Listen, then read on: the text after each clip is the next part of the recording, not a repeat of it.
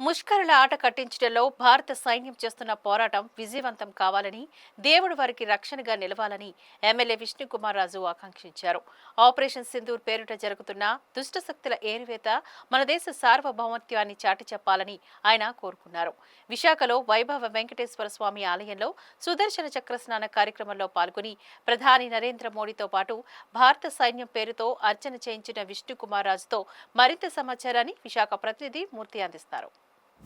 దేశభక్తికి దైవ శక్తి కూడా తోడవ్వాలనే ఉద్దేశంతో విశాఖలోని ఉత్తర నియోజకవర్గంలో శ్రీ వైభవ వెంకటేశ్వర స్వామి ఆలయంలో ఎవరైతే చక్రతాళ్ ఉన్నారో వాళ్ళకి సుదర్శన వారికి అర్చన చేసి ఈరోజు ఇప్పుడే ఆలయం నుంచి బయటకు వచ్చారు విష్ణుకుమార్ రాజు. దేశం కోసం ఆయన ఏం కోరుకుంటున్నారు, మన సైన్యానికి ఎలాంటి ధైర్యాన్ని ఆయన కోరుకుంటున్నారు, దేవుణ్ణి కోరుకుంటున్నారు అనేది ఆయన మాటల ద్వారా తెలుస్తున్నాం. సార్ మీరు చెప్పండి, ఈరోజు సుదర్శన చక్రం స్నానం చేయించారు. ఈ 3 రోజులు కూడా ఎంతో వీరోచితంగా మన సైనికులు పోరాడుతున్నారు. వాళ్ళకి ఎలాంటి మద్దతు మన ప్రజల నుంచి రావాలి? ఇప్పుడు భారతదేశము ఒక పరిస్థితి మనము చూస్తున్నాము. ఏదైతే దుర్మార్గంగా ముష్కరులు వచ్చి పాకిస్తాన్ ముష్కరులు కాశ్మీర్ లోయలో జరిగిన పహల్గామ్లో జరిగిన విధ్వంసకాండ, దౌర్జన్యకాండ, దుర్మార్గపమైన చర్య అది అందరికీ తెలుసు. అట్లాగే దాని వలన పాకిస్తాన్లో ఉన్న ఉగ్రవాదుల్ని ఏరివేయటానికి భారత ప్రభుత్వము అన్ని విధాలుగా కూడా పూర్తి ప్రయత్నం చేస్తుంది. ఆ ప్రయత్నంలో భాగంగా ఏదైతే మన దేశ రక్షణ గురించి మన సైనికులు పోరాడుతున్నారో అట్లాగే రాష్ట్ర ప్రజలు, దేశ ప్రజలు ప్రతి ఒక్కరు కూడా సుఖ సంతోషాలతోటి ఎవరికి ఇబ్బంది రాకూడదనే ఉద్దేశంతో అన్ని దేవాలయాల్లోని కూడా పూజలు చేయటం జరుగుతుంది. ఎందుకంటే మానవ శక్తితో పాటు దైవశక్తి కూడా అవసరమనే ఉద్దేశంతో ఈ కార్యక్రమము చేపట్టడం జరిగింది. అట్లాగే మసీదుల్లోని, తర్వాత చర్చెస్లోని, గురుద్వారాల్లో కూడా ఈ కార్యక్రమాలు చేపట్టడం జరుగుతుంది. మన భారత సైన్యానికి రక్షణగా తోడుగా ఆ భగవంతుడి ఆశీస్సులు కూడా ఉండాలి అనే ఉద్దేశంతో ఈ కార్యక్రమం చేపట్టడం జరిగింది. ముఖ్యంగా ప్రపంచ దేశాలు కూడా మన దేశానికి మద్దతుగా నిలబడుతున్నాయి. ఎంతవరకు వెళ్ళినా సరే మేము అందరూ అండగా ఉన్నాయంటున్నారు. దాన్ని మీరు ఏ విధంగా చూస్తారు?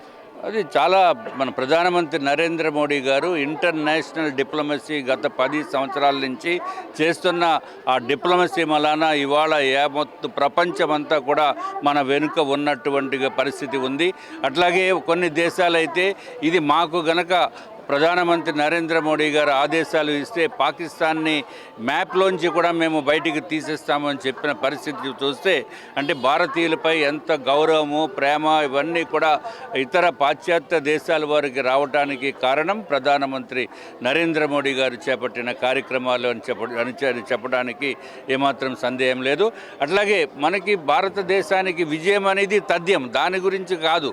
మన భారతీయుల్లో ఎవరు కూడా చనిపోకూడదు అనే ఉద్దేశంతో కేంద్ర ప్రభుత్వము పూర్తి ప్రయత్నం చేస్తుంది.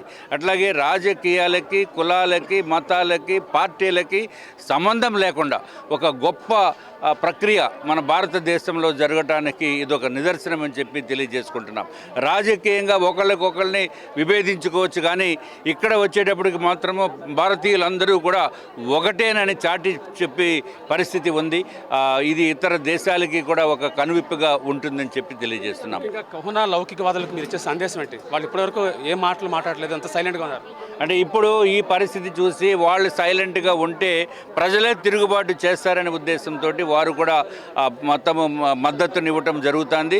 బట్ ఏది ఏమైనా రాజకీయాలతోటి సంబంధం లేదు. ఇప్పుడు ప్రతి ఒక్కరూ కూడా మన భారతదేశ సైనికులకి అండగా ఉండటము, అట్లాగే వాళ్ళకి మనోధైర్యము, మీ వెనుక మేము ఉన్నామని చెప్పి తెలియచేయటమే మన ముఖ్యమైన ఉద్దేశము. ఇది ముఖ్యంగా నేషన్ ఫస్ట్ అనే నినాదంతో భారత సైన్యం ముందుకెళ్తోంది. దానికి యావత్ భారత ప్రజలందరూ కూడా మద్దతు ప్రకటించాలనే ఒక సంకేతం అయితే అన్ని చోట్ల నుంచి వినిపిస్తోంది. ముఖ్యంగా ఈ రోజు నుంచి 3 రోజుల పాటు అన్ని ప్రార్థనా మందిరాల్లో కూడా దేవుళ్లకు పూజలు చేయాలి, మన సైన్యానికి బలం చేకూరాలని వీళ్ళందరూ కోరుకుంటున్న సందర్భం అయితే ఇది. వీడియో జర్నలిస్ట్ కృష్ణతో మూర్తి, VBC టీవీ, విశాఖపట్నం.